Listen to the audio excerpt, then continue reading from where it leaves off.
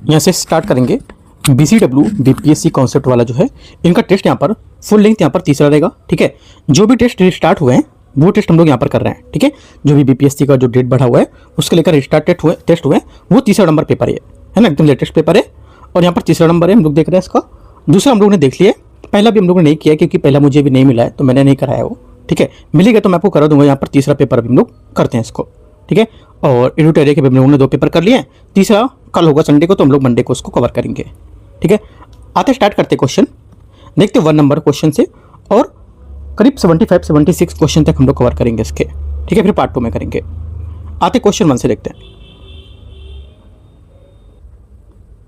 पहला क्वेश्चन है, इसमें बोला है राजमार्ग पर पुलिस की रडार गन द्वारा मापी गई किसी गतिमान वाहन की गति किस घटना पर आधारित होती है? आंसर हो जाएगा ये आधारित होती है डॉपलर प्रभाव, डॉपलर इफेक्ट इसका सही आंसर होगा, क्योंकि यहाँ पर वाहनों की गति मापने के लिए पुलिस द्वारा उपयोग की जाने वाली रडार गन डॉपलर इफेक्ट के सिद्धांत पर काम करेगी। राइट, और ये कैसे काम करती है? जब रडार गन किसी गतिमान वाहन की ओर विद्युत चुंबकीय तरंगों की प्रेषित करती है तो वाहन से परावर्तित होकर लौटने वाली तरंगें की आवृत्ति में परिवर्तन होता है। ठीक है, और वाहन रडार की ओर आ रहा होता है, प्रतीत होता है, और यहाँ पर परावर्तित तरंगों की आवृत्ति क्या होती है? बढ़ती है। ठीक है, अगर वाहन दूर जा रहा होता है तो परावर्तित जो तरंगें इसकी आवृत्ति घटती है। तो ये पॉइंट आपको याद रखना है इसका, जो इसकी आवृत्ति घटती बढ़ती है कब। क्वेश्चन नंबर 2 है, 2 नंबर है, ध्वनि तरंगों के बारे में विचार करना है। ध्वनि तरंगे ध्वनि निर्वात में संचरित नहीं होती है क्योंकि इसके प्रसार के लिए एक भौतिक माध्यम की आवश्यकता होती है। सेकंड क्वेश्चन का पहला स्टेटमेंट यहाँ से करेक्ट है। पहली बात यहाँ से सही है एकदम, क्योंकि ध्वनि एक यांत्रिक तरंग है, इसके संचरण के लिए वायु, जल अथवा ठोस जैसे किसी भौतिक माध्यम की आवश्यकता होती है, इसलिए ध्वनि निर्वात में संचरित नहीं हो सकती है। पहली बात एकदम करेक्ट है। सेकंड बात है, ध्वनि तरंग के माध्यम से कण तरंग के प्रसार की दिशा में लंबवत नीचे गति ऊपर करता रहता है।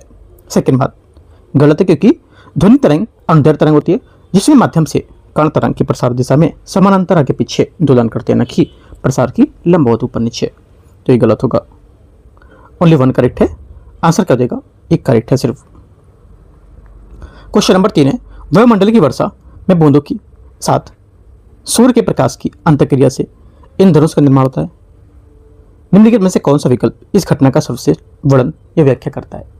आंसर हो जाएगा इसका सर्वश्रेष्ठ व्याख्या करता है। करेक्ट आंसर तीसरे का, ये केवल वर्ण विक्षेपण, अपवर्तन तथा आंतरिक परावर्तन इसका सही आंसर होगा, क्योंकि इंद्रधनुष का निर्माण तब होता है जब यहाँ पर सूर्य का प्रकाश वायुमंडल में तिलंबित सूक्ष्म जल बूंदों से होकर गुजरता है, और ये जल बूंदें छोटे प्रिज्म की भांति काम करती हैं और 3 प्रकाशीय घटनाओं में संयुक्त प्रभाव के इंद्रधनुष का निर्माण करती हैं। आंसर क्या होगा? तीसरे का सी करेक्ट है। क्वेश्चन नंबर 4 है, वैज्ञानिक ग्रेविटन नामक एक दूरस्थ ग्रह को अवलोकन कर रहे हैं जिसका द्रव्यमान पृथ्वी के समान है, किंतु उसका आकार धीरे धीरे छोटा हो रहा है और उसका त्रिज्या पर थोड़ी मात्रा घट जाती है, जबकि उसका द्रव्यमान पूर्णतः अपवर्तित रहता है।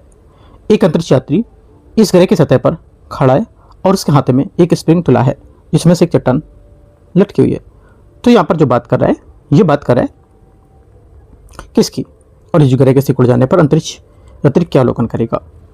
आंसर हो जाएगा ये अवलोकन करेगा कि जो स्प्रिंग की तुला अधिक मान प्रदर्शन करेगी, क्योंकि वही द्रव्यमान छोटे आकार में सघन हो गया है, जिससे वह सतह के गुरुत्वाकर्षण बढ़ जाएगा। ये क्या होगा? इसका सही आंसर हो जाएगा। क्यों? कैसे? क्योंकि यहाँ पर इसका फॉर्मूला होता है G=mgm/r²। ठीक है, कहीं पर Gm1m2/r² दिया होता है, जहाँ पर m1m2 यहाँ पर द्रव्यमान होते हैं।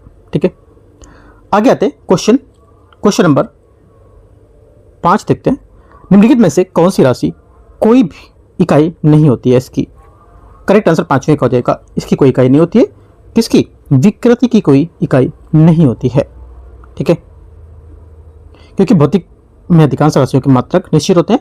उदाहरण के लिए बल का मात्रक न्यूटन, दाब का मात्रक पास्कल तथा प्रतिबल का मात्रक भी पास्कल होता है। ठीक है, विकृति को किसी वस्तु के आयाम में हुए परिवर्तन को उसके मूल आयाम में अनुपात में परिभाषित करते हैं। ठीक है, विकृति इक्वल होता है लंबाई में परिवर्तन अपॉन मूल लंबाई, अर्थात डेल्टा एल अपॉन एल। यहाँ पर अंश हर दोनों ही लंबाई हैं, तो मात्रक यहाँ पर मीटर होता है। ठीक है, जबकि मीटर से मीटर विभाजित कर दोगे तो क्या हो जाएंगे, निरस्त हो जाएंगे, दोनों कैंसिल हो जाएंगे, तो कोई मात्रा की नहीं बचेगा। तो यहाँ से ये इसका आंसर होगा। क्वेश्चन नंबर 6, एक कार नगर ए से बी तथा ए नगर से बी नगर में यात्रा करती है। वह यात्रा प्रथम आधे भाग में 40 किलोमीटर पर घंटे की गति से, द्वितीय आगे भाग को 60 किलोमीटर पर घंटे की गति से तय करती है। एक विद्यार्थी शीघ्रता से औसत गति 50 किलोमीटर घंटा निकालता है। तो इनमें से कौन सा कथन सही होगा? छठे का जो सही आंसर हो जाएगा यहाँ से, ये हो जाएगा विद्यार्थी गलत है और औसत सही 48 किलोमीटर प्रति घंटा होगा इसका। कैसे? क्योंकि देखो, औसत चाल को पूरी यात्रा के दौरान प्रयुक्त विभिन्न चालों को साधारण औसत के रूप में परिभाषित नहीं किया जाता है। इसकी परिभाषा होती है औसत चाल इक्वल कुल दूरी बटे कुल समय। ठीक है, तो यहाँ से डिवाइड करेंगे तो यहाँ पर इन दोनों विधियों के समान उत्तर केवल एक विशेष स्थिति में प्राप्त होगा, जो यहाँ पर लागू नहीं होगा। ठीक है, आंसर यहाँ से इसका क्या होगा? बी करेक्ट है। आगे आते, काफ़ी बहुत बड़ा इसमें करना पड़ेगा तब आपका आंसर आएगा, है ना। तो आप छोटी चीज़ में समझ लो कि जो विद्यार्थी गलत है, इसमें सही आंसर इसका 48 है, 48 किलोमीटर प्रति घंटा। ठीक है, और इतना ज़्यादा आपको डीप में जाके करना भी नहीं, क्योंकि एक क्वेश्चन के पीछे आप इतना ज़्यादा करो और इतना ज़्यादा टॉपिक की चीज़ें याद करो। जरूरी नहीं कि आप बीपीएससी क्वेश्चन से पूछे ही, है ना। तो देखो, ऐसे टॉपिक पे आपको मेहनत नहीं करनी, जो सिर्फ एक दो क्वेश्चन ऐसे आ रहे हैं तो उनको आप इग्नोर कर सकते हो, है ना। जैसे कि ये क्वेश्चन है काफ़ी बड़ा, इसको सॉल्व करने पर बहुत काफ़ी मतलब एक पेज का इसका सोल्यूशन होगा, तब जाके आप निकाल सकते हो। तो आप यहाँ से इसको समझ सकते हो, ऐसा जो मैंने आपको फॉर्मूला बताया उसके अकॉर्डिंग। ठीक है, क्वेश्चन नंबर 7 है। क्वेश्चन 7 बोले, निम्नलिखित में से किस स्थिति में उल्लिखित बल द्वारा किया गया कार्य ऋणात्मक होता है? सातवें का आंसर क्या होगा? सातवें का आंसर हो जाएगा यहाँ से करेक्ट, ये होगा सातवें का सही आंसर। सातवें का सही आंसर आपका बी करेक्ट होगा ना। हाँ, सातवें का बी करेक्ट है, क्योंकि एक गेंद के ऊर्ध्वाधर दिशा में फेंका जाता है तो गेंद के ऊपर जाते समय उस पर गुरुत्वाकर्षण बल किया गया कार्य होगा। बी यहाँ से क्या होगा? सही आंसर है इसका।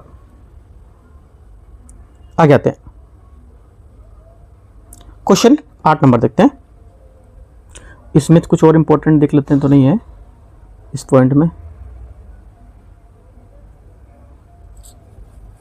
इसमें इंपॉर्टेंट कुछ और इतना खास इंपॉर्टेंट नहीं है। इसमें यहाँ पर ये फॉर्मूला लगा है, W बराबर एफ एस कॉस थीटा। ठीक है, यहाँ पर कॉस थीटा अगर 0 डिग्री होगा तो 0 डिग्री वैल्यू कितनी होती है? 1 होती है। तो कॉस 90 की वैल्यू कितनी होती है? 0 होती है। तो अपने अकॉर्डिंग यहाँ पर इसमें वैल्यू रखेगी, तो आंसर होगा सातवें का बी करेक्ट है। क्वेश्चन नंबर 8 आते हैं।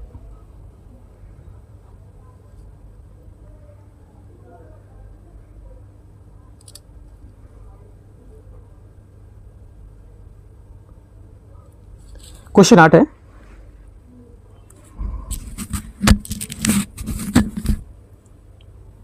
अभिकथन है कारणार। अभिकथन ऊष्मा ऊर्जा का एक रूप है, जबकि तापमान अणुओं की औसत गतिज ऊर्जा का माप है। 8वें का पहला क्या होगा? 8वें का पहला स्टेटमेंट यहाँ से क्या हो जाएगा? करेक्ट हो जाएगा। पहली बात यहाँ से करेक्ट है ना। पहली बात यहाँ से करेक्ट हो जाएगी, सही है। दूसरी बात बोले, ऊष्मा उच्च तापमान वाले पिंड से निम्न तापमान वाले पिंड की ओर तब प्रवाहित होती है जब तक कि तापीय असंतुलन स्थापित ना हो जाए।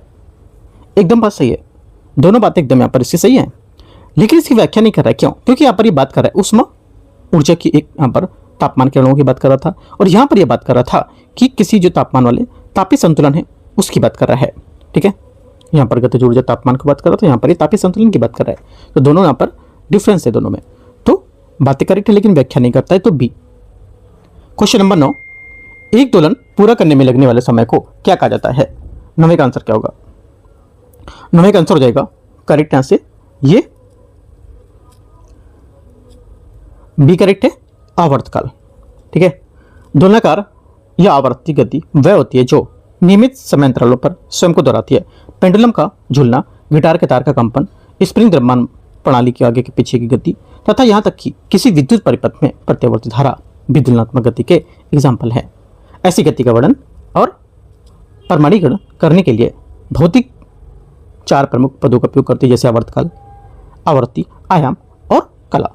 ठीक है, आवर्तकाल वो होता है जिसे प्रतीक टी से यहाँ पर निरूपित करते हैं, और समय के लिए निरूपित या परिभाषित होता है जो कोई ज्वलनशील वस्तु एक पूर्ण ज्वलन करने में समय लेती है, ठीक है, या फिर बोल सकते हो अर्थात एक पूर्ण चक्कर करने में जितना अपना समय लेगी वो, ठीक है। आगे आते हैं, क्वेश्चन नंबर 10 देखते हैं।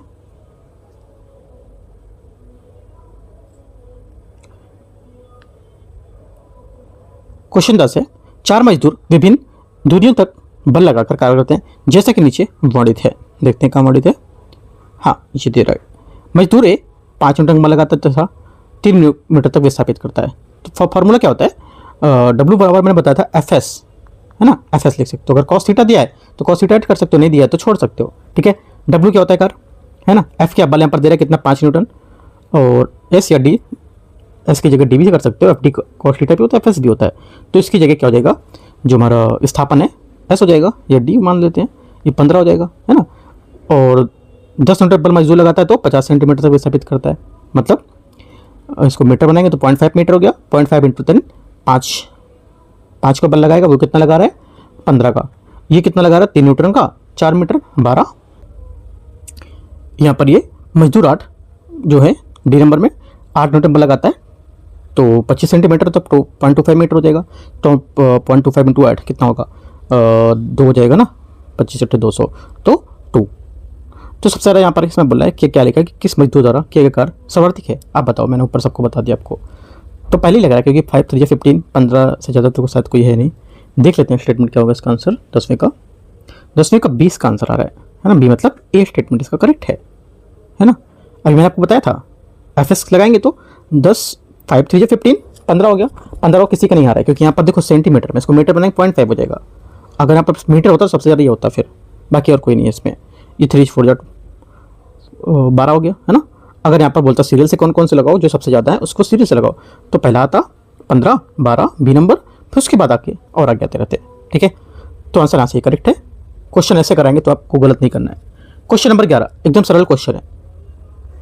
देखो यहाँ पर अगर आपका साइंस बैकग्राउंड नहीं है तो इतना ज़्यादा सोचने की जरूरत नहीं है कि यहाँ पर आप साइंस की चीज़ों को लेकर बैठ जाओ और पूरा लगे पढ़ो एक ही टॉपिक को लेकर, नहीं।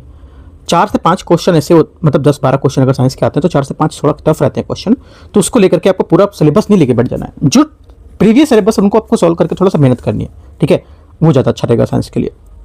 11 नंबर है, इथेन C2H6 का आणविक सूत्र कितना होगा, इनमें से कौन सा है बताओ, इसमें से कितने सहसंयोजक बंध होंगे।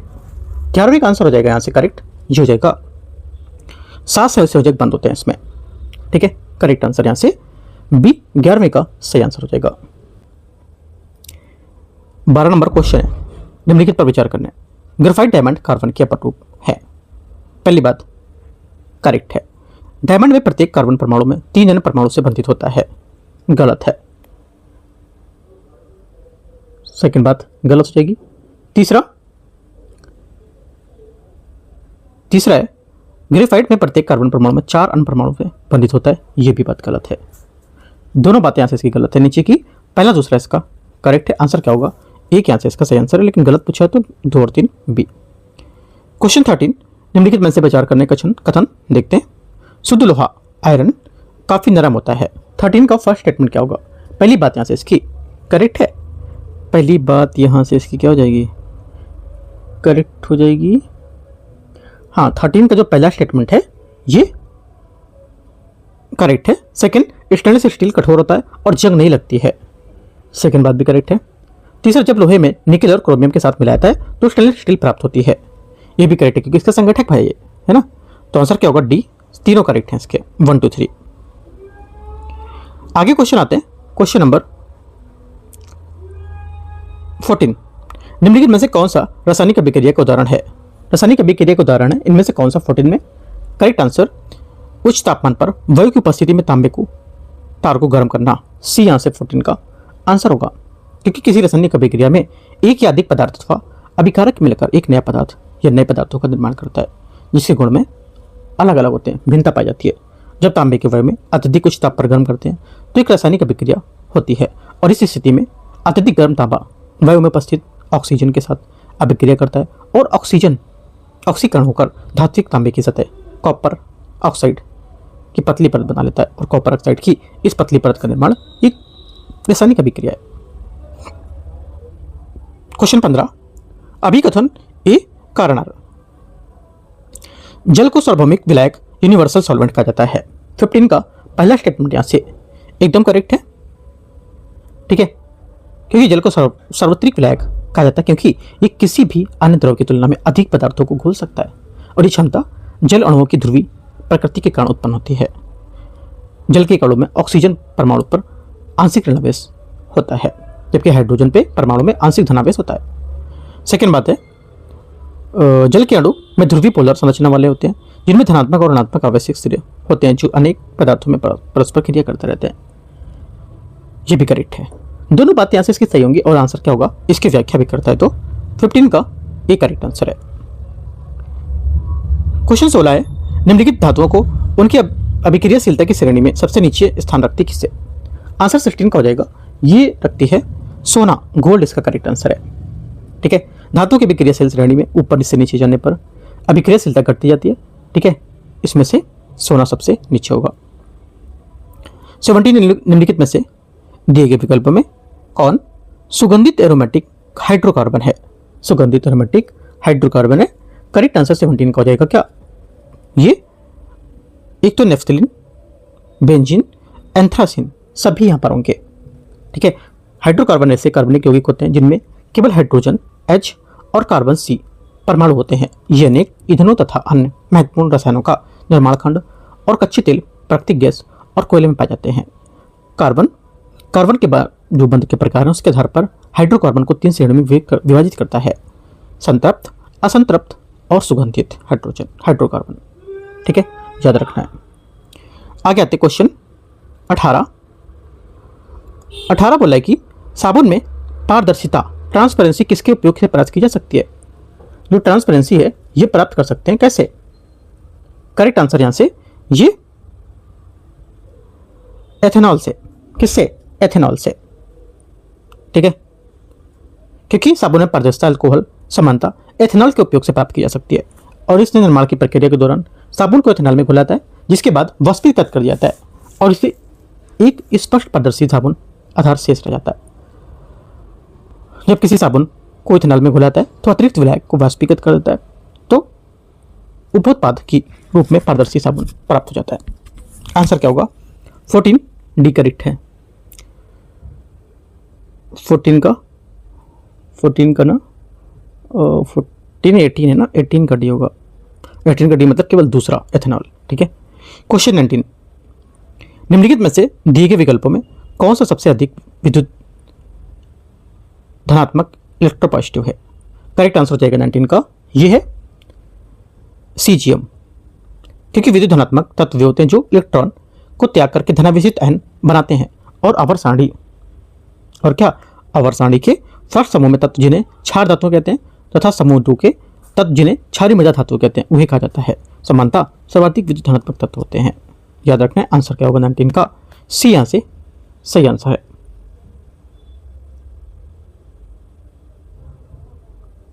आगे आते हैं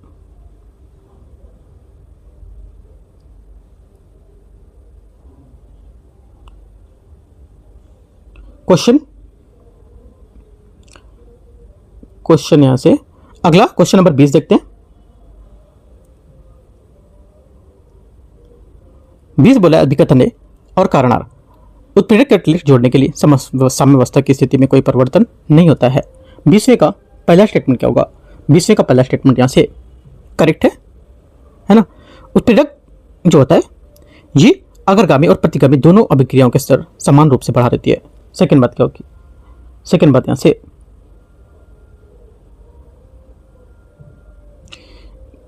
20 का सेकंड स्टेटमेंट यहां से क्या होगा? ये भी करेक्ट है। दोनों बातें यहां से इसकी करेक्ट है। आंसर क्या होगा? 20 का ए यहां से सही आंसर होगा। दोनों बातें इसकी करेक्ट है, ठीक है। क्वेश्चन नंबर 21 देखते हैं। 21 नंबर क्वेश्चन है, पादप समूह किस जो समान विशेषता है उसके संबंध में विचार करने कौन सा सही है? तो देखो यहाँ पर जो सही हो जाएगा 21 में ये हो जाएगा, ये जो पादप समूह होते हैं ये बर्फाइट्स को पादप जगत के उभयचर कहा जाता है इनका, ठीक है, क्योंकि वे लैंगिक प्रजनन के लिए जल पर निर्भर होते हैं। 21 का सी स्टेटमेंट यहां से करेक्ट होगा, ठीक है। और ये बायोफाइट्स जैसे मॉस या लिवर फर्टर्स स्थल पर रहते हैं, लेकिन इनके कया कसा भिगायुक्त नर युग्मक को तैरकर मादा अंडाणु में पहुंचने के लिए निषेचन करने के लिए बाहरी जल की पतली परत अनिवार्य आवश्यकता होती है। इसलिए प्राणी जगत में मेढकों की भांति इन्हें उचित रूप से पादप जगत का उभयचर कहा जाता है। 22 नंबर है मानव पाचन तंत्र और उसके एंजाइमों के संबंध में विचार करने कौन सा सही होगा। 22वें का आंसर क्या होगा? देखो, रासायनिक पाचन की शुरुआत मुंह गुहा ओरल कैविटी में होती है, ठीक है, और मानव लार में सेलिवरी एमाइलेज या सेलिवरी एमाइलेज अथवा टाइलिन नामक एंजाइम होता है, जो करीब 6.8 के उपयुक्त पीएच का आहार में उपस्थित लगभग 30% स्टार्च का जल अपघटन करके उसे सरल डाइसैकेराइड मोल्टोज में परिवर्तित करता है। ठीक है, आंसर क्या होगा? बी। यहां से इसका करेक्ट आंसर है क्वेश्चन नंबर 22। क्वेश्चन 23 है मानव के रक्त के जो घटक होते हैं इसके संबंध में विचार करना है।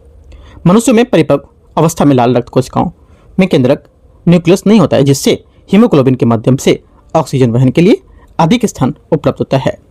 23 फर्स्ट स्टेटमेंट क्या होगा? 23 का पहला स्टेटमेंट यहाँ से सही है। पहली बात इसकी सही हो जाएगी क्योंकि परिपक्व मानव एरिथ्रोसाइट द्विअवतल या जिसको बोलते हैं बाइकॉनकेव इंग्लिश में होते हैं और इनमें केंद्रक माइटोकॉन्ड्रिया और अन्य कोशिकांग सेल पूर्णतः अनुपस्थित होते हैं। ये विकासवादी अनुकूलन कोशिका के भीतर उपलब्ध कोशिकीय द्रव्य आयतन को अधिकतम कर देती है, जिससे क्या होता है अधिक मात्रा में हीमोग्लोबिन भंडार संभव हो पाता है। पहला सही है। दूसरा, श्वेत रक्त कोशिकाओं लाल रक्त कोशिकाओं की तुलना में काफ़ी अधिक संख्या में होती है और कार्बन डाइऑक्साइड के मुख्य वाहक होती है। सेकेंड बात गलत है क्योंकि आरबीसी की संख्या डब्ल्यूबीसी की तुलना में अत्यधिक होती है और एक स्वस्थ वयस्क में रक्त के प्रति घन मिलीमीटर में लगभग 50 लाख आरबीसी पाई जाती है, जबकि डब्ल्यूबीसी की संख्या केवल लगभग 6000 से 8000 होती है।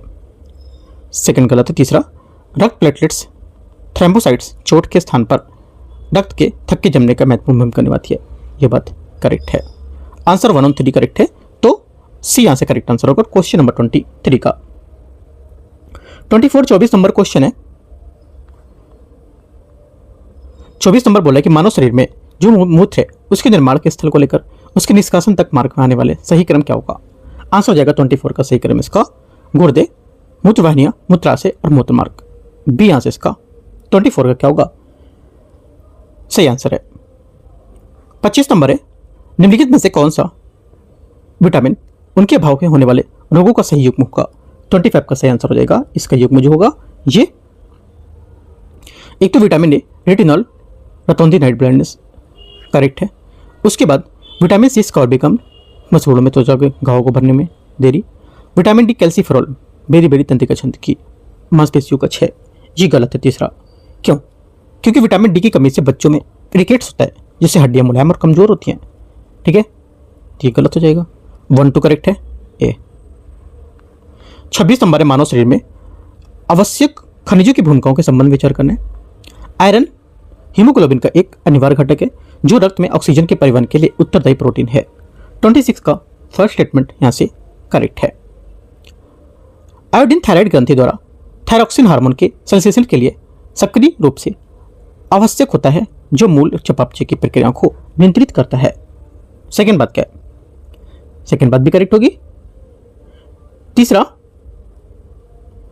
बोला है कि कैल्शियम केवल हड्डी और दांतों की कठोरता प्रदान करने के लिए ही आवश्यक होता है। ऐसा नहीं है क्योंकि यद्यपि शरीर के लगभग 99% जो हमारा है भाग कैल्शियम और संरचनात्मक भंडार हड्डियों के दांतों में होता है और फिर भी शेष 1% है कैल्शियम जो रक्त एवं उत्कों पर संचित होती है जीवन निर्वाह हेतु अत्यंत आवश्यक है और यह रक्त के थक्काकरण मार्ग में एक अनिवार्य थक्काकरण के कारण फैक्टर के रूप में काम करती है और मांसपेशियों के संकुचन के लिए आवश्यक होता है। आंसर क्या होगा? 1 2 करेक्ट है ए। 27 अभिकथन कारणार्थ मलेरिया रोगियों के प्लीहा का बढ़ जाना एक मुख्य लक्षण के रूप में देखा जाता है। 27 का फर्स्ट स्टेटमेंट क्या होगा? ये करेक्ट है। दूसरी बात है प्लीहा उन क्षतिग्रस्त लाल कोशिकाओं को हटाता है जिन्हें प्लाज्मोडियम परजीवी नष्ट कर देते हैं, जिससे उसका आकार क्या हो जाता है? बढ़ जाता है। क्या होगा सेकंड बात भी करेक्ट है और इसकी व्याख्या भी करता है। 27 का क्या होगा? ए यहां से करेक्ट आंसर है। ठीक है। 28 देखते हैं। 28 नंबर है,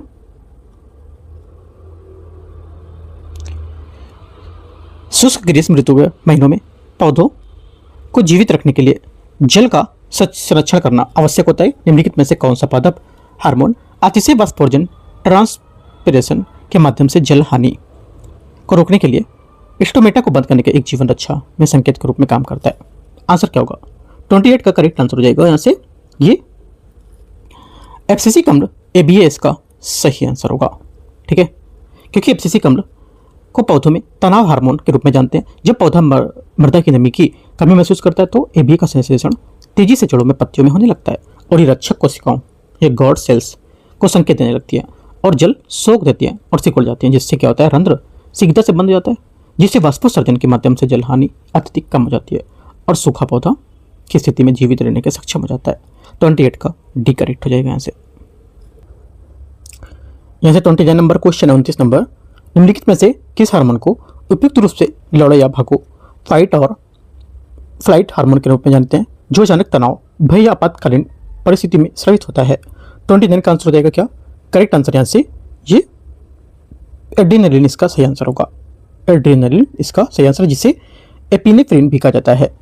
ठीक है, आगे क्वेश्चन आते 30। निम्नलिखित में से मानव शरीर के महत्वपूर्ण अंगों का उनके प्राथमिक नियामक या संरचनात्मक जो कार्य होते हैं उससे मिलान करना है। करते हैं मैच क्वेश्चन नंबर 30 को। देखते हैं यहाँ से पहले यहाँ से ये बोला है मेंडुला ऑब्लिंगोटा, ये क्या करता है? अनच्छी क्रियाओं जैसे कि श्वसन, हृदय गति में रक्तचाप का नियंत्रण करेगा। सेकेंड बात है सेरिबेलम क्या करेगा? शरीर की मुद्राओं, संतुलन तथा स्वैच्छिक मांसपेशी की सटीक गति को बनाए रखता है। यह भी बात करेक्ट है। तीसरा है पैंक्रियास क्या करेगा? दृक्कार वाला अंग जो बहिस्रावी ग्रंथि, पाचक रस स्रावित करने वाली अंतःस्रावी ग्रंथि, हार्मोन स्रावित ग्रंथि वाले दोनों के रूप में काम करता है। तीनों बातें यहां से क्या होंगी? करेक्ट है। Answer 1 2 3 D. क्वेश्चन नंबर 31, इसमें बोला कि राजनीतिक लोकतंत्र तब तक स्थायी नहीं रहता है या नहीं रह सकता है जब तक कि वह सामाजिक लोकतंत्र की नींव पर निर्मित ना हो। 31 का पहला स्टेटमेंट क्या है? 31 का फर्स्ट स्टेटमेंट यहाँ से ये बोला है किसकी यहाँ पर बात की जा रही है? एम.एन. राय, बी.आर. अम्बेडकर, जयप्रकाश नारायण या राम मनोहर लोहिया? 31 का आंसर हो जाएगा यहाँ पर क्या? बी.आर. अम्बेडकर इसका सही आंसर होगा। 32 नंबर क्वेश्चन है। अनुच्छेद 32 आर्टिकल 32 के अंतर्गत संवैधानिक उपचार के अधिकार के संबंध में विचार करने अधीनस्थ न्यायालयों में मौलिक अधिकार के प्रवर्तन के लिए रिट जारी करने का अधिकार प्रदान कर सकता है कौन? आंसर 32 का हो जाएगा, ये जारी कर सकता है संसद, इसका सही आंसर है।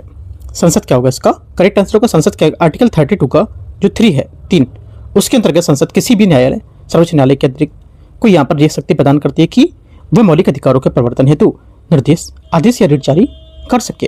तथापि इस प्रावधान में उच्च न्यायालयों को शामिल नहीं किया गया है क्योंकि उन्हें आर्टिकल 226 के तहत अलग से ही पहले से रिट क्षेत्राधिकार दिया गया है। क्वेश्चन नंबर 33, भारतीय संविधान का कौन सा अनुच्छेद अपने नागरिक जो होते हैं उसके लिए समान नागरिक संहिता का प्रावधान करता है? 33 का आंसर हो जाएगा करेक्ट क्या? आर्टिकल 44 इसका सही आंसर होगा। ठीक है, अनुच्छेद 44 नीति निर्देशक सिद्धांत के अंतर्गत समान नागरिक संहिता यूनिफॉर्म सिविल कोड का प्रावधान करता है। तथापि चूंकि निर्देशक सिद्धांत न्यायालय द्वारा प्रवर्तनीय नॉन जस्टिसेबल नहीं होते, इसलिए न्यायालय यूसीसी यूनिफॉर्म सिविल कोड जो होता है उसके क्रियान्वयन को लागू नहीं कर सकता है। ठीक है, क्वेश्चन नंबर 34 आते हैं। 34 बोला है निम्नलिखित पर विचार करना है। संवैधानिकता, संविधानवाद, कॉन्स्टिट्यूशनलिज्म एक ऐसी सेमी सरकार है की प्रणाली होती है, इसको दर्शाती है जिसमें सरकार की शक्तियां संवैधानिक प्रतिबंधों के अधीन होती हैं। 34 फर्स्ट स्टेटमेंट क्या होगा? 34 का पहला स्टेटमेंट यहाँ से करेक्ट है, एकदम सही बात है।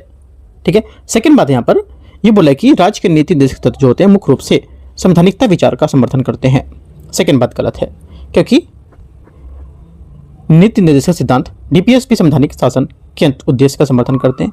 वे न्यायालयों के द्वारा प्रवर्तनीय नहीं होते हैं और सरकार की शक्तियों पर लागू बाध्यकारी सीमाएं नहीं बनाते हैं। ठीक है, वास्तव में सरकार की शक्तियों पर संवैधानिक नियंत्रण मुख्यतः मौलिक अधिकारों द्वारा स्थापित किया जाता है। Answer only 1। 35 नंबर है भारतीय संविधान की प्रस्तावना के बारे में विचार करने, इसमें से कौन सा सही होगा। इसके बारे में पर जो कौन सा सही है करेक्ट ये हो जाएगा, ये संविधान का अभिन्न अंग है लेकिन न्यायालयों में परिवर्तनीय और इन्फोर्सेबल नहीं होगा। सी स्टेटमेंट इसका 35 का करेक्ट आंसर है, क्योंकि प्रस्तावना भारतीय संविधान के आदर्शों, उद्देश्यों और दर्शन को समाहित करती है और सर्वोच्च न्यायालय के केशवानंद भारती मामले 1973 में, उसके बाद में LIC वाद इंडिया मामले में भी यह माना जाता है कि प्रस्तावना संविधान का भिन्न अंग होगा। हालांकि इस प्रस्तावना न्यायालय में परिवर्तनीय नहीं है, अर्थात इसकी व्यवस्थाएं सीधे किसी न्यायालय में लागू नहीं कराई जा सकती है। ठीक है, आंसर क्या होगा, सी करेक्ट है। क्वेश्चन नंबर 36 से 36 भारत के वित्त आयोग फाइनेंस कमीशन के बारे में विचार करने, इनमें से कौन सा सही है। ठीक है, 36 में यहाँ पर जो सही हो जाएगा ये, इसका अध्यक्ष उच्च न्यायालय के मुख्य न्यायाधीश chief justice of high court हो सकता है। ये तीनों तो गलत हैं, क्योंकि पहला गलत है क्योंकि यहाँ पर वित्त आयोग एक अर्धनिक संवैधानिक निकाय है जिसका गठन राष्ट्रपति द्वारा 280 के तहत प्रत्येक 5 वर्ष में करता है, ना कि 3 वर्ष में।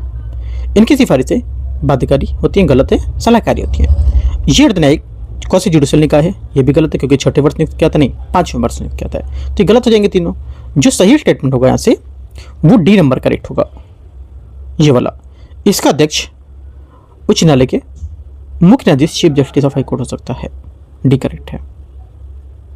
37 नंबर है भारतीय संविधान के प्रस्तावना संशोधन के बारे में विचार करने, कि इनमें से कौन सा सही है, देखते हैं। इसमें से जो सही हो जाएगा 37 में, ये सही हो जाएगा कौन सा, कि प्रस्तावना में केवल एक बार वर्ष 1976 में 42वें संविधान संशोधन अधिनियम द्वारा संशोधन किया गया था। सी स्टेटमेंट इसका करेक्ट है, जबकि पहला और दूसरा स्टेटमेंट इसका गलत है। पहला, दूसरा और चौथा इसका गलत होगा, क्योंकि पहला इसलिए गलत है क्योंकि प्रस्तावना में 2 बार संशोधन नहीं किया गया है। दूसरा क्यों गलत है, क्योंकि समाजवादी और धर्मनिरपेक्ष शब्द मूल प्रस्तावना का हिस्सा नहीं थे। चौथा क्यों गलत है, चौथा इसलिए गलत है क्योंकि यह परिवर्तन 44वें संविधान संशोधन द्वारा नहीं बल्कि 42वें संविधान संशोधन द्वारा किया गया था। ठीक है, याद रखना है। 38 नंबर 38 भारतीय राजनीतिक और संवैधानिक प्रणाली के बारे में विचार करना है। भारतीय संघीय प्रणाली अमेरिकी मॉडल पर आधारित है क्योंकि ये एक अविनाशी संघ स्थापित करता है जिससे राज्यों को अलग होने का अधिकार नहीं है। 38 का पहला स्टेटमेंट यहाँ से गलत है, क्योंकि भारतीय संघीय व्यवस्था अमेरिकी मॉडल पर नहीं बल्कि कनाडाई मॉडल पर आधारित है। ठीक है, ये बात गलत हो जाएगी। सेकेंड बात इसकी, कैबिनेट शब्द भारतीय संविधान के आर्टिकल 352 अनुच्छेद 352 के अंतर्गत स्पष्ट रूप से लिखित है और परिभाषित है, जिसे 44वें संविधान संशोधन अधिनियम द्वारा 1978 जोड़ा गया था। यह बात करेक्ट है। सही आंसर केवल 2, 38 का बी। 39 नंबर है निम्नलिखित में से कौन सा मौलिक अधिकारों की विशेषता नहीं है। मौलिक अधिकारों की विशेषता में से कौन सी नहीं है वो बताना है। 39 का जो आंसर हो जाएगा ये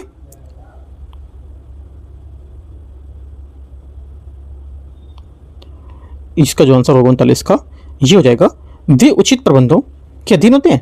क्या होगा पहली बात यहां से करेक्ट है। इसकी विशेषता को बता रहा है मौलिक अधिकार की, वे न्यायालयों के माध्यम से परिवर्तनीय इन्फोर्सेबल होते हैं।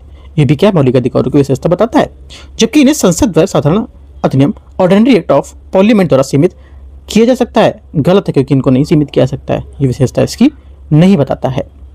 ठीक है, इन्हें किसी ने समान विधि द्वारा ना तो सीमित किया सकता है ना ही इन्हें समाप्त किया सकता है। ठीक है, क्वेश्चन नंबर 40 भारतीय संविधान के आर्टिकल 341 के अंतर्गत बिहार राज्य के संबंध में किसी जाति, नस्ल या जनजाति को अनुसूचित जाति के रूप में आधिकारिक रूप से निर्दिष्ट करने का अधिकार किस प्राधिकारी को प्राप्त है। 40 का आंसर हो जाएगा ये प्राप्त है किसको, सी भारत के राष्ट्रपति को। 341 का 1 जो है इसमें यहाँ पर राष्ट्रपति किसी राज्य के राज्यपाल से परामर्श करने के बाद सार्वजनिक अधिसूचना जारी कर सकता है, जिससे उस राज्य के संबंध में उन जातियों की नस्लों या जनजातियों को निर्दिष्ट किया जाता है जिन्हें अनुसूचित जातियां माना जाएगा। क्वेश्चन नंबर 41 आते हैं।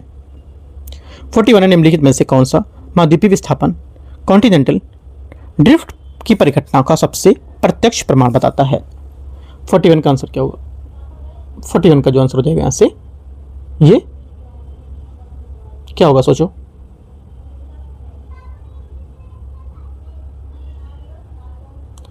करेक्ट आंसर हो जाएगा 41 का यहां से दक्षिण अमेरिका और अफ्रीका की तटरेखाओं का आकार जिगसा पजल की तरह आपस में मेल खाता प्रतीत होता है। ये क्या होगा? 41 का सही आंसर है। ठीक है, आगे आते क्वेश्चन 42 42 नंबर। निम्नलिखित में से जनजाति और उनके निवास के कौन से युग में अपर पेयर से नहीं मेल खाते हैं? 42 का आंसर हो जाएगा जो मेल नहीं खा रहा है, ये हो जाएगा मसाई पश्चिम अफ्रीका। गलत हो जाएगा यहाँ से, मसाई पश्चिम अफ्रीका नहीं होगा। ठीक है, क्योंकि मसाई वे एक नीलोटिक जाति समूह है जो पारंपरिक रूप से पूर्वी अफ्रीका में पाए जाते हैं, न कि पश्चिम अफ्रीका में। बाकी सब करेक्ट है। आंसर 42 का डी करेक्ट होगा। 43 है, भारत के निम्नलिखित में से कौन से राष्ट्रीय उद्यान नेशनल पार्क एक दलदली क्षेत्र के रूप में अद्वितीय है, जिसमें तैरती हुई वनस्पति पाई जाती है जो समृद्ध जैव विविधता को सहारा देती है, जिसमें संकटग्रस्त संघ हिरण पाए जाते हैं, शामिल होते हैं। आंसर 43 का हो जाएगा। ये बात कर रहा है किसकी? केबुल लमजो राष्ट्रीय उद्यान की बात कर रहा है ये। ठीक है, केबुल लमजो राष्ट्रीय उद्यान मणिपुर में लोकटक झील के दक्षिण किनारे पर स्थित है और इससे विश्व का एकमात्र तैरता हुआ राष्ट्रीय उद्यान होने का असाधारण गौरव प्राप्त है। ये उद्यान फुमडी नामक तैरते जैव द्रव्यमान की श्रृंखला पर बना हुआ है। 44 नंबर आते हैं। अभिकथन है कारणार। सतत विकास सस्टेनेबल डेवलपमेंट वह विकास है जो वर्तमान की आवश्यकताओं को इस प्रकार पूरा करता है कि भविष्य की पीढ़ियों को अपनी आवश्यकताओं को पूरा करने की क्षमता में कोई समझौता ना हो। 44 फर्स्ट स्टेटमेंट क्या होगा? 44 का पहला स्टेटमेंट यहाँ से करेक्ट है, पहली बात यहाँ से करेक्ट हो जाएगी। सेकेंड मतलब कि एजेंडा 21 संयुक्त राष्ट्र का एक गैर बाध्यकारी कार्य योजना है जो सतत विकास से संबंधित है तथा 1992 में रियो डी जेनेरियो में आयोजित पृथ्वी शिखर सम्मेलन में अपनाया गया था। ये भी बात यहाँ से क्या होगी? करेक्ट हो जाएगी। लेकिन इसकी व्याख्या नहीं कर रहा है क्योंकि यहाँ पर सस्टेनेबल डेवलपमेंट गोल की यहाँ पर पूरी बात कर रहा था, यहाँ पे इसने एजेंडा 21 की भी बात ला दी है ना, तो इस वजह से इसकी व्याख्या नहीं करता है। बातें दोनों करेक्ट हैं। 44 का सही आंसर बी करेक्ट है। 45 नंबर 45, निम्नलिखित में से कौन सा वह तंत्र नहीं है जिसमें के माध्यम से निचला वायुमंडल लोअर एटमॉस्फेयर ऊष्मा प्राप्त करता है? 45 का सही आंसर हो जाएगा यहाँ से क्या? करेक्ट आंसर परावर्तन इसका सही आंसर होगा। परावर्तन करेक्ट आंसर है क्योंकि निचला वायुमंडल ट्रोपोस्फियर अपनी अधिकांश ऊष्मा सीधे सूर्य से प्राप्त नहीं करता बल्कि पृथ्वी की सतह से प्राप्त करता है। सूर्यमुखिता लघु तरंग विकिरण के रूप में ऊर्जा उत्सर्जित करता है जिससे वायुमंडल में काफ़ी हद तक पारदर्शी रूप में गुजरने रहता है। ये विकिरण वायुमंडल से होकर पृथ्वी की सतह तक पहुंचता है और भूमि तथा महासागरों द्वारा अवशोषित कर लिया जाता है। आगे आते क्वेश्चन 46 नंबर। निम्नलिखित में से कौन सा पर्वतीय दर्रा अपनी अवस्थिति के साथ सही रूप से सुमेलित है? आंसर 46 का करेक्ट हो जाएगा। ये सुमेलित है नाथुला सिक्किम, इसका सही आंसर होगा। ठीक है, लिपलेख दर्रा लद्दाख में नहीं बल्कि उत्तराखंड में है। नाथुला करेक्ट है। बोमडिला अरुणाचल प्रदेश में स्थित है, ठीक है, ना कि हिमाचल प्रदेश। शिवकिला हिमाचल प्रदेश। ठीक है, आगे आते क्वेश्चन 47, निम्नलिखित पर्व उद्यान राष्ट्रीय उद्यान और यहाँ पर इसमें कौन सम्मिलित है? देखते हैं। 47 दाचिगम आपका हो जाएगा क्या? दाचिगम आपका हो जाएगा जम्मू कश्मीर, है ना, केवलादेव भरतपुर राजस्थान, ठीक है, और कान्हा किसली मध्य प्रदेश। करेक्ट आंसर 47 का क्या होगा? बी करेक्ट हो जाएगा। 48 नंबर है नोकरी बायोस्फीयर रिजर्व मंडल के बारे में विचार करना है जो यूनेस्को द्वारा मान्यता प्राप्त जैव मंडल आरक्षित क्षेत्र के जंगली केले की प्रजातियों के लिए एक जैव विविधता हॉटस्पॉट है। इनमें से किस स्थान की अवस्थिति बता रहा है? ये बता रहा है करेक्ट आंसर 48 का गारो हिल्स मेघालय के लिए। बी आंसर इसका सही आंसर है। नोकरी जैव मंडल आरक्षित क्षेत्र मेघालय के गारो हिल्स में क्षेत्र में स्थित है। इसे 2009 में यूनेस्को जैव मंडल आरक्षित क्षेत्र के रूप में नामित किया गया था और इसे उत्तर पूर्व जैविक विविधता गलियारे से सबसे पारिस्थितिक तंत्र के रूप में संरक्षित क्षेत्रों में से एक माना जाता था। आंसर बी 48 का करेक्ट है। आगे क्वेश्चन आते हैं 49 नंबर 49। मैजिनॉट लाइन जो द्वितीय विश्व युद्ध से पहले निर्मित एक प्रसिद्ध रक्षात्मक किलेबंदी थी, निम्नलिखित में से किन दो देशों की सीमा के साथ बनाई गई थी? ये बनाई गई थी एक तो फ्रांस और दूसरा जर्मनी के साथ। ठीक है, मैजिनॉट रेखा सैन्य इतिहास की सबसे प्रसिद्ध और अंततः सबसे असफल संरचनात्मक किलेबंदी में से एक है। इसे फ्रांस ने 1929 से 1936 के बीच जर्मनी के साथ अपनी सीमा पर बनाया था, जो दक्षिण में स्विट्जरलैंड की सीमा से लेकर उत्तर में लग्जमबर्ग तक लगभग विस्तृत थी। इसका नाम आंद्रे मैजिनॉट के नाम पर रखा गया था, जो फ्रांस के युद्ध मंत्री थे और इसके निर्माण के लिए प्रमुख समर्थक थे। आगे आते 50 नंबर क्वेश्चन 50 नंबर है संयुक्त राष्ट्र समुद्री कानून अभिसमय के अंतर्गत तटीय आधार पर रेखा कोस्टल बेसलाइन से बढ़ती दूरी के क्रम में समुद्री क्षेत्रों की सही क्रम कौन सा है? आंसर हो जाएगा इसका सही क्रम है 50 का ये प्रादेशिक सागर संलग्न क्षेत्र अनन्य आर्थिक क्षेत्र, इसका सही आंसर होगा सी नंबर करेक्ट आंसर है। कौन सा? क्वेश्चन नंबर 50 का 50 का 51 है निम्नलिखित में से उष्णकटिबंधीय घास भूमि ट्रॉपिकल ग्रासलैंड और उसके स्थान पर कौन से एक यहाँ पर सही सुमेलित है?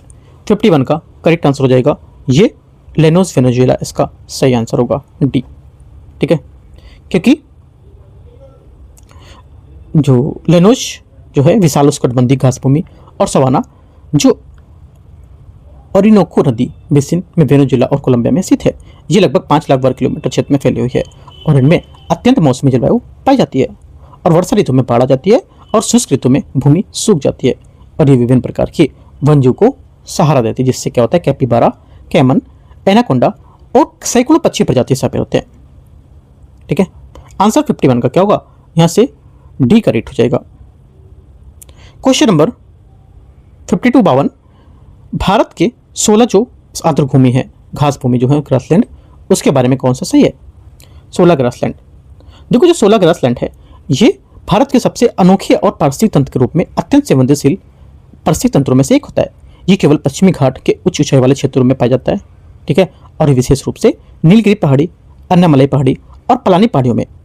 ठीक है, 16 शब्द उन छोटे छोटे घने जो बौने उष्णकटिबंधीय सदाबहार जो वन होते हैं पर्वतीय, उनकी झुरमुटों में खंड में उनको संदर्भित करता है, जो इन ऊंची पहाड़ियों को सुरक्षित घाटियों के रूप में क्षेत्रों में विकसित करते हैं, जबकि घास भूमि इन खंडों में स्थित खुले लहरदार पहाड़ी शिखरों में कटकों पर फैली होती है।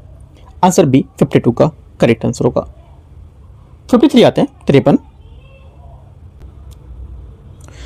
नंबर है 53 नंबर निम्नलिखित में से राष्ट्रीय उद्यान, नेशनल पार्क और उसके भीतर बहने वाली नदी का कौन सा यहाँ पर सही सम्मिलित है? करेक्ट आंसर हो जाएगा 53 का यहाँ से ये हो जाएगा साइलेंट वैली राष्ट्रीय उद्यान कुंतिपुझा नदी ये। ठीक है, इसका करेक्ट आंसर है साइलेंट वैली राष्ट्रीय उद्यान केरल के पलक्कड़ जिले में स्थित भारत के सबसे शुद्ध और लगभग अविकृत उष्णकटिबंधीय वर्षावन पारिस्थितिक तंत्र में से एक है और इस उद्यान का नाम यहाँ झिंगुर जो होते हैं वे कीट जो अधिकांश दक्षिण एशियाई वनों में पाए जाते हैं, जिनकी भिनभिनाहट ध्वनि के लिए जिम्मेदार होती है। झिंगुर सुना होगा ना, रात में कुछ की आवाज आती है वो। आंसर क्या होगा? आंसर बी करेक्ट है। क्वेश्चन नंबर 54 प्रायद्वीपीय भारत की निम्नलिखित जो यहाँ पर पर्वत श्रृंखला है उसको उत्तर से दक्षिण को सही क्रम में व्यवस्थित करना है। ठीक है, करते हैं उत्तर से दक्षिण में, तो आंसर क्या होगा? आंसर हो जाएगा यहाँ से 54 का करेक्ट आंसर। एक तो पहला आपका नल्लामाला हिल, दूसरा आपका क्या होगा कि जावड़ी जो हिल्स है वो, थर्ड सेवराई हिल्स और फोर्थ आपका इलायची कार्डमम हिल, इसका सही आंसर होगा 54 में। 54 का यहाँ से सही आंसर है। प्रायद्वीपीय भारत की पूर्वी घाट और पश्चिमी घाट की तरह एक सतत श्रृंखला नहीं है, बल्कि ये असतत पहाड़ी श्रृंखलाओं की एक क्या है? श्रृंखला होगी जो लगभग पूर्वी तट के समानांतर फैली हुई है।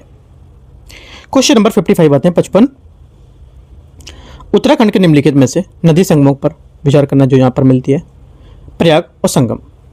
विष्णु प्रयाग क्या होगा? विष्णु प्रयाग आपको हो जाएगा क्या?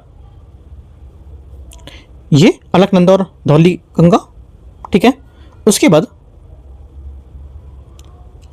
कर्णप्रयाग, अलकनंदा और पिंडार, रुद्रप्रयाग, अलकनंदा और मंदाकिनी, दीव प्रयाग, अलकनंदा और भागीरथी।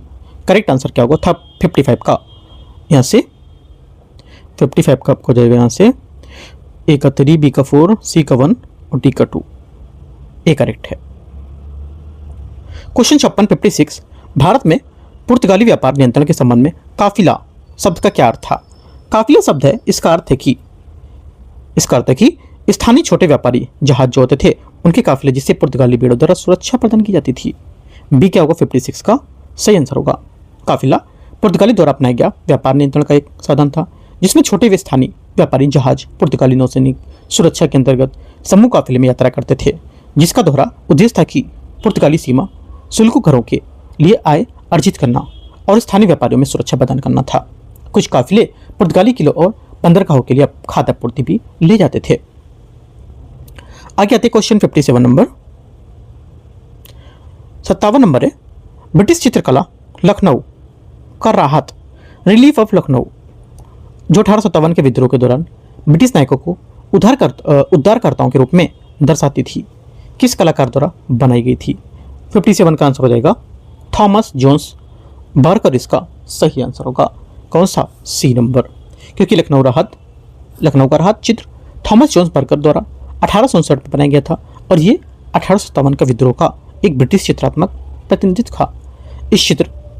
यह चित्र उन छवियों की श्रेणी में संबंधित है जो ब्रिटिश नायकों का महिमा मंडन करती थी और जिन्हें अंग्रेजों को बचाते हुए और विद्रोह को दबाते हुए दर्शाया गया है। सी करेक्ट आंसर है। क्वेश्चन 58 नंबर 58 भारत में शिक्षा के प्रयास को विकास को लेकर बताना है।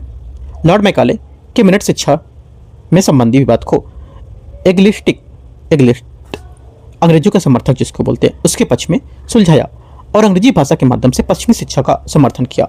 58 का फर्स्ट स्टेटमेंट यहां से क्या होगा? करेक्ट है। पहली बात यहां से सही हो जाएगी? नहीं, हाँ पहली बात करेक्ट है, पहली बात एकदम करेक्ट है। दूसरी बात है वुड स्पेस ने शिक्षा को मुख्य रूप से उच्च और मध्यम वर्गों तक सीमित रखकर डाउनवर्ड फिल्ट्रेशन थ्योरी को जारी रखा।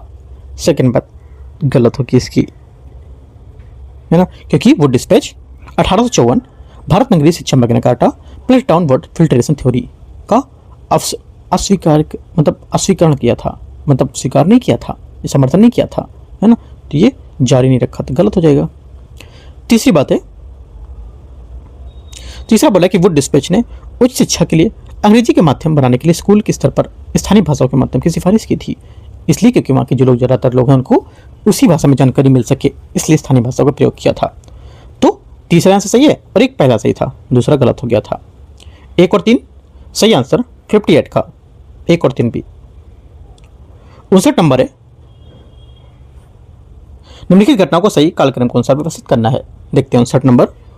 वीडी सावरकर को गणे सावरकर और इनके द्वारा मित्र मेला अभिनव भारत का गठन था। पहला क्या होगा? यह बोला है चापेकर बंधु द्वारा 2 ब्रिटिश अधिकारियों की हत्या, खुदीराम बोस के प्रफुल्ल चक्की द्वारा किंग्सफोर्ड पर हमला। तो इनको सीरियल्स लगाना है कब कब ये सब किए गए थे। तो देखो यहाँ पर सीरियल्स लगाएंगे। चापेकर भाइयों की 2 ब्रिटिश भाइयों की हत्या कर दी गई थी 1897 में। लिखते रहो पॉइंट, मैं बताता रहता हूँ, ठीक है। 1904 में सावरकर बंधु द्वारा मित्र मेला अभिनव भारत की स्थापना की गई थी 1904 में।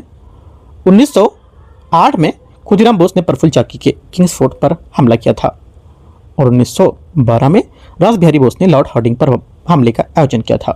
करेक्ट आंसर 59 का ए करेक्ट है। क्वेश्चन 60 लखनऊ समझौते की कुछ इतिहासकारों को जो अक्सर आलोचना की जाती थी, क्यों? लखनऊ समझौते की कुछ इतिहासकार थे जिनको अक्सर आलोचना की जाती थी, इस पर क्यों की जाती थी? क्योंकि इसने पृथक निर्वाचन क्षेत्रों को स्वीकार करके सांप्रदायिक प्रतिनिधित्व को वैधता प्रदान कर दी थी, इसलिए आंसर 60 का सी यहां से एकदम करेक्ट हो जाएगा। 60 बनाते हैं 61 1920 के दशक के दौरान भारत में ट्रेड यूनियन आंदोलन का संबंध निम्नलिखित में से किस विचारक से है? मतलब किस संबंध पर विचार करना है बोला है, ठीक है। 1920 का जो दशक था उसके दौरान जो भारत में ट्रेड यूनियन थे उसके बारे में आपको विचार करना है कि कौन से स्टेटमेंट इसमें सही होंगे। स्टेटमेंट दे रखे 3।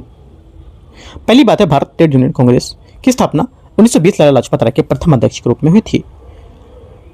पहली बात क्या है? पहला स्टेटमेंट यहां से इसका करेक्ट है या नहीं? पहली बात एकदम सही है। सेकंड, ट्रेड यूनियन अधिनियम 1926 ने ट्रेड यूनियन को कानूनी मान्यता प्रदान की तथा वैध ट्रेड यूनियन गतिविधि के लिए कुछ दीवानी आपराधिक उन्मुक्तियां प्रदान की थी। तीसरा, 1931 में एनएम जोशी ने एआईटीयूसी से अलग होकर एक समूह नेतृत्व किया और all India trade union federation की स्थापना की थी। तीनों करेक्ट हैं 1 2 3 डी।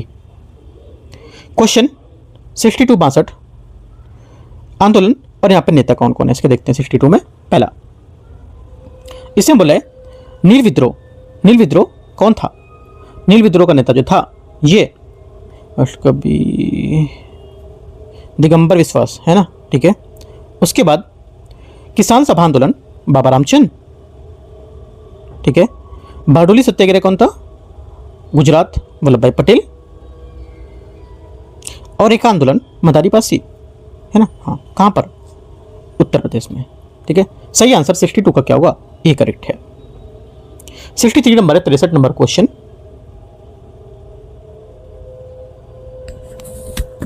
इसमें बोला है सूची 1 सूची 2 को मैच करते हैं, देखते हैं। पहला है guide to London. Guide to London क्या होगा? 63 है ना। Guide to London Mahatma Gandhi, ठीक है, लंदन जाने वाले भारतीय छात्रों के लिए लिखी गई एक व्यवहारिक मार्गदर्शिका जिसमें उन्होंने जीवन शैली और खर्च के बारे में सलाह दी गई थी, बताया गया था। Whither India 1933 Jawaharlal Nehru.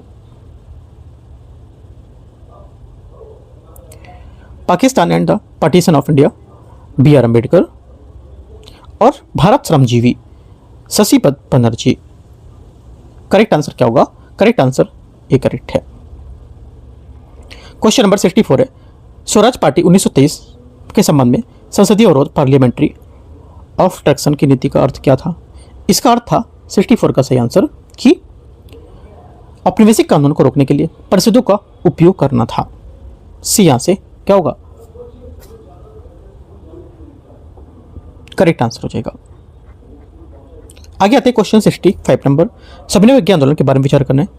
पहली बात यहां पर 65 में यह आंदोलन महात्मा गांधी द्वारा दांडी मार्च पहुंचने और नमक कानून तोड़ने के बाद औपचारिक रूप से प्रारंभ किया गया था। 65 का पहला स्टेटमेंट क्या होगा?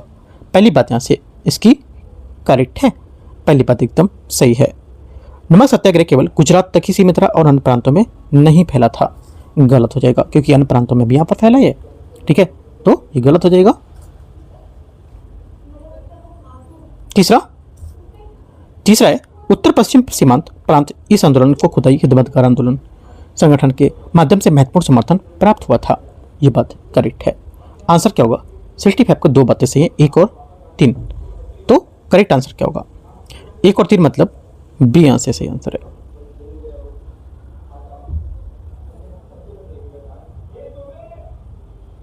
आगे आते हैं क्वेश्चन 66।